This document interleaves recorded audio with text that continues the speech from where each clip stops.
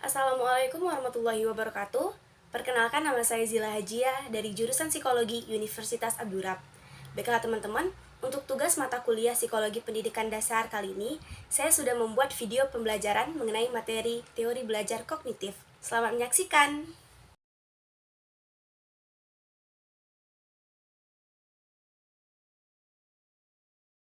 Baiklah teman-teman, pada video pembelajaran kali ini saya akan membahas mengenai teori belajar kognitif.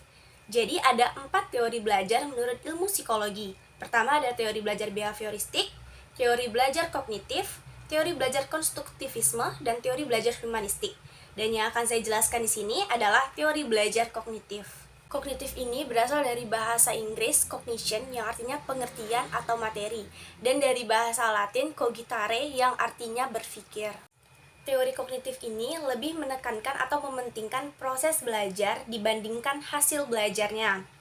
Teori ini berpandangan bahwasannya belajar itu merupakan suatu proses internal yang mencakup ingatan, pengolahan informasi, emosi, dan aspek-aspek yang berhubungan dengan kejiwaan lainnya. Nah, jadi kognitif ini lebih menekankan tentang bagaimana proses atau upaya untuk mengoptimalkan kemampuan aspek rasional atau akal yang kita miliki atau yang seseorang miliki. Para penganut aliran kognitif mengatakan bahwasannya belajar itu tidak hanya sekedar melibatkan hubungan antara stimulus dan respon. Model belajar kognitif ini juga sering disebut dengan model perseptual. Model ini menganggap bahwa tingkah laku seseorang itu dipengaruhi oleh persepsi serta pemahamannya terhadap situasi yang berhubungan dengan tujuan belajarnya. Jadi, persepsi ini tidak hanya berarti saat belajar itu harus nampak dalam tingkah lakunya, tapi bisa jadi perubahan dalam persepsi dan pemahamannya.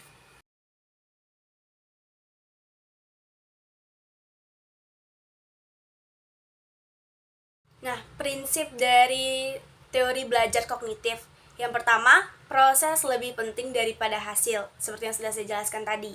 Yang kedua, disebut sebagai model perseptual.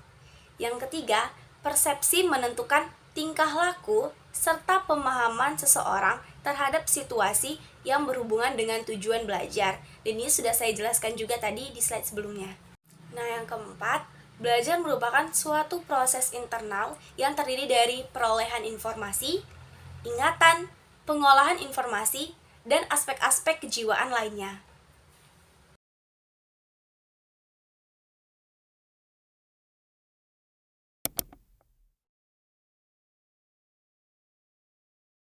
Yang pertama ada Jean Piaget. Menurut Piaget, perkembangan kognitif itu merupakan suatu proses genetik, yaitu proses yang berdasarkan pada mekanisme biologis perkembangan sistem syaraf. Sehingga makin bertambah umur seseorang, maka makin kompleks atau makin sempurna pula sistem syarafnya dan makin meningkat pula kemampuannya. Ada 3 proses adaptasi kognitif menurut Jean Piaget. Yang pertama ada asimilasi, yang kedua ada akomodasi, dan yang ketiga ada ekuilibrasi. Nah, asimilasi ini merupakan penambahan informasi baru, sedangkan asimilasi ini merupakan perubahan dari informasi yang sudah ada. Dan yang ketiga, ekuilibrasi ini merupakan penyeimbangan antara asimilasi dan akomodasi. Saya ada contoh nih. Misalnya waktu kecil saya diberitahu bagaimana bentuk ular. Ular tersebut makannya tikus, makannya hewan-hewan kecil, makannya hewan-hewan seperti kelinci, ayam, dan sebagainya. Lah, itu termasuk asimilasi, yaitu penambahan informasi baru. Lalu saat saya beranjak dewasa, saya tahu ternyata ular juga bisa bahkan memakan manusia. Nah, itu merupakan akomodasi atau pengubahan dari informasi yang sudah ada.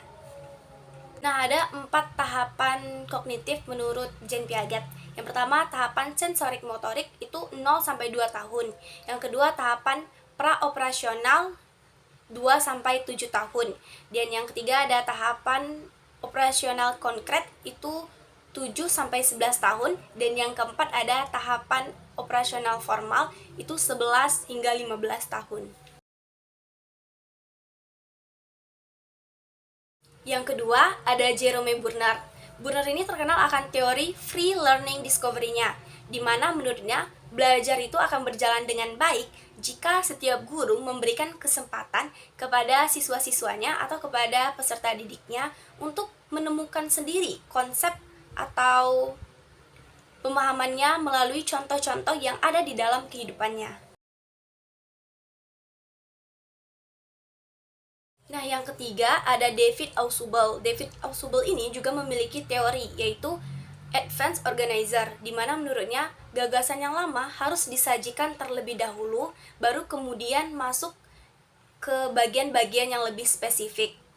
Lalu, materi ajar harus diintegrasikan dengan bahan yang dulu melalui perbandingan antara materi lama dengan materi yang baru.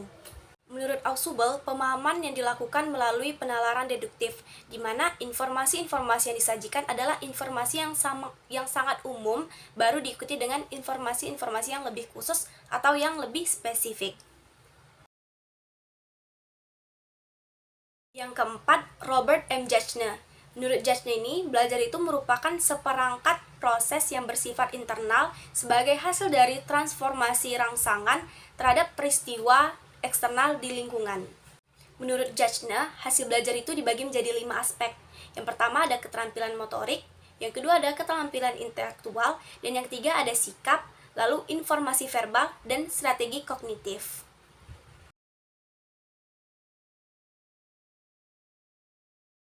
Yang terakhir yaitu kelebihan dan kelemahan dari teori belajar kognitif. Untuk kelebihannya secara garis besar, teori kognitif ini mengunggulkan pada ingatan atau daya ingat seseorang.